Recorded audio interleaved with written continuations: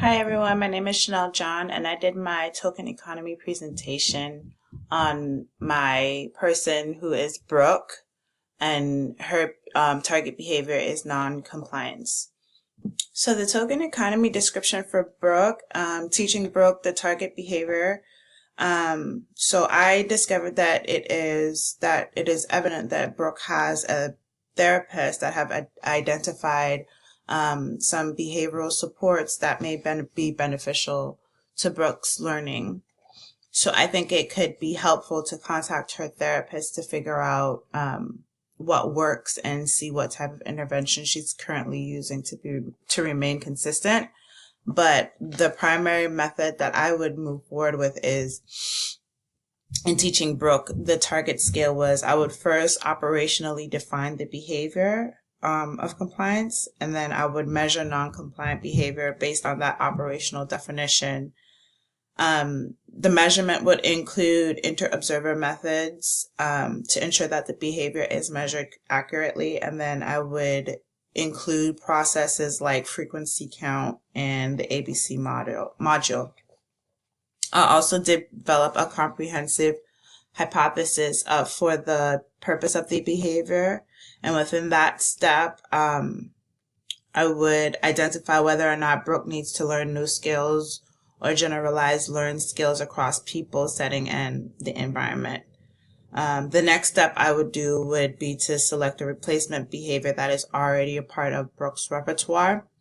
And then I would consider the stage of learning that Brooke currently is at. So, is she able to demonstrate the skill, or does she need help with that skill, or can she demonstrate that skill somewhere else? And then I would understand if Brooke has the acquisition, frequency, maintenance, and generalization of that skill to better know the level of prompts that I would need to then develop, which would be the next step. So I would develop visual supports and figure out what level of prompts I would need to incorporate into that, teaching Brooke the behavior or new skill. And then finally, I would track Brooke's progress and see if there needs to be any tweaking or changes to the program or the schedules of reinforcements or the level of prompts. The next section is what you will use for the token and how it was selected. So I selected the puppy dog token, which I'll show you in the reinforcement menu slide that's coming up next. And I selected that token because something that Brooke likes and has been identified in her case study is that she likes dogs. She has certain sensory stimulation from from her pet dogs. How each token would be earned. So each token is earned once Brooke immediately after 5 seconds begin to follow directions and instructions, complete tasks, activities, and demands without refusing to follow directions or instructions by communicating, using gestures, giving sign approximation, verbalizations, wandering around the classroom, sitting in one spot, leaving the classroom, or ignoring the requests of adults. She can also earn tokens if she does not display aggressive behaviors in the previous description. So if she does not hit, kick, headbutt, punch, or try to bite classroom staff, she can also respond accurately to the prompts or directions or instructions. She can earn a token as well.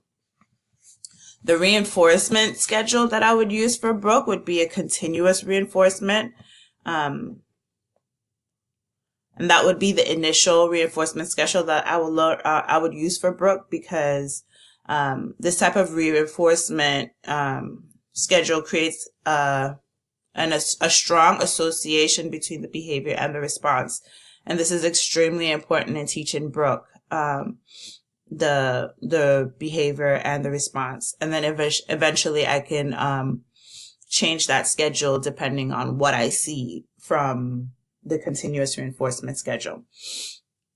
How tokens are traded in 15 minutes before the afternoon circle or lunch break or break each day. Each student will be called up to the teacher's desk in alphabetical order, and they can trade in their tokens for the preferred activity. And the response cost for Brooke would be, she can lose a token if she becomes physically aggressive and tries to kick, hit, headbutt, punch, or bite classroom staff. I decided not to allow Brooke to be able to regain a taken away token for aggressive behaviors, because I personally think it's beneficial if we eliminate those behaviors altogether in that environment.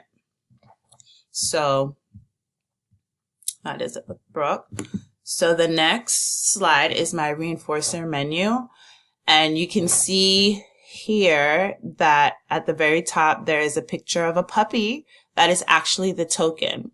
So Brooke would have the ability to have 8 of these tokens, and she will get to select up to 8 of these activities as a reinforcer menu by placing the puppy on these activities. Now, something that I felt was really important to describe about Brooke is that she does not have a lot of reinforcers provided in her case study. So her father also identified that she does not have a lot of reinforcers. I think it would be beneficial if a preference assessment, in-depth preference assessment was conducted on Brooke. That way we can implement the token economy and it be more motivating for her to complete these activities. And then I completed, this is what Brooke's token economy chart would look like for each day. So the pictures of the dogs are actually where she can place tokens, and they could be Velcroed onto her personal sheet.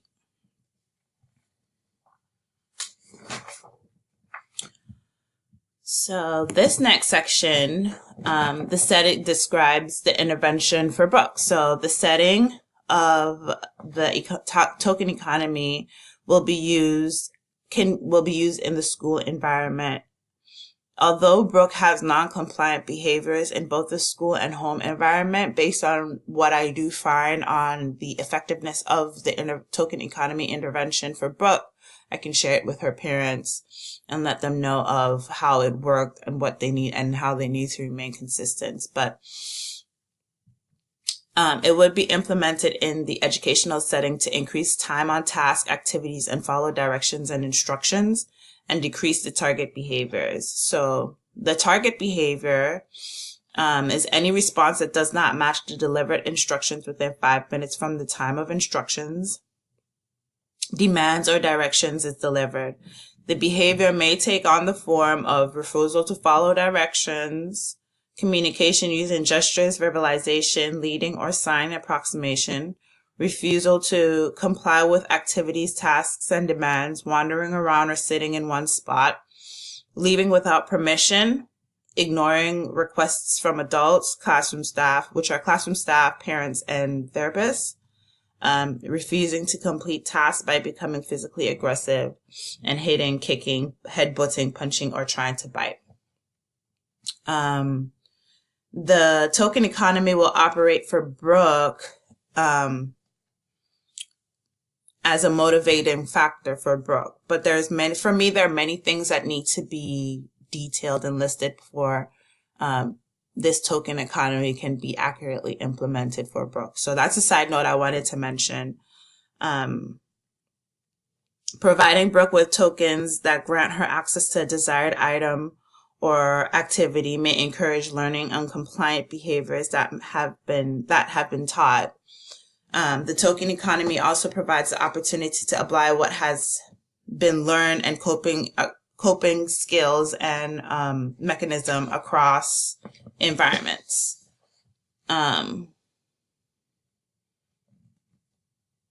So the token that I selected is a puppy, and I selected that token because that is one of the things that Brooke likes.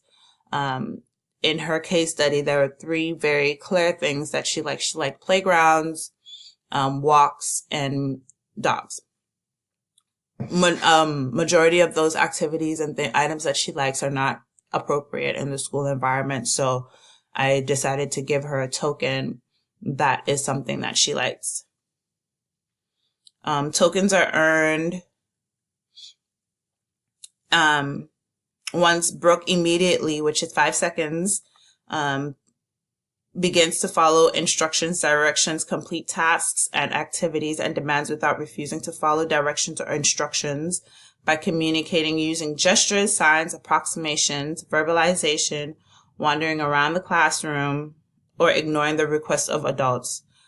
She also earns a token if she does not become physically aggressive by hitting, kicking, headbutting, punching, or trying to bite once these directions or instructions are given. Like I mentioned earlier, the reinforcement schedule that I would use for Brooke would be a continuous reinforcement, because I think it's very important that Brooke sees the immediate relationship between the behavior and the token. And then I believe that the token economy has the potential to increase appropriate behaviors in Brooke, because some key elements with Brooke needs to still be addressed, but it is clear that Brooke has the capability of understanding and acting appropriately or responding appropriately to prompts. It is that she just doesn't want to do it. She has the skills to follow directions and complete tasks and responds appropriately to directions. The individuals who work with Brooke identifies the need to have sensory stimulation while completing the task.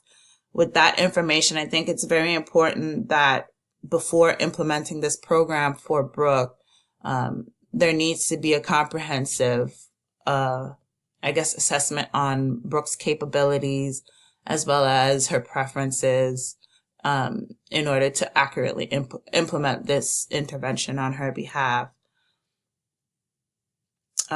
With the information on Brooke, the token economy can be extremely beneficial in fostering appropriate behaviors for Brooke in various environments. And in the educational environment, this intervention can assist with learning new skills and becoming fluent and proficient in existing skills. That is it for me. If I can find my mouse. Thank you for watching, and I hope you guys all enjoyed.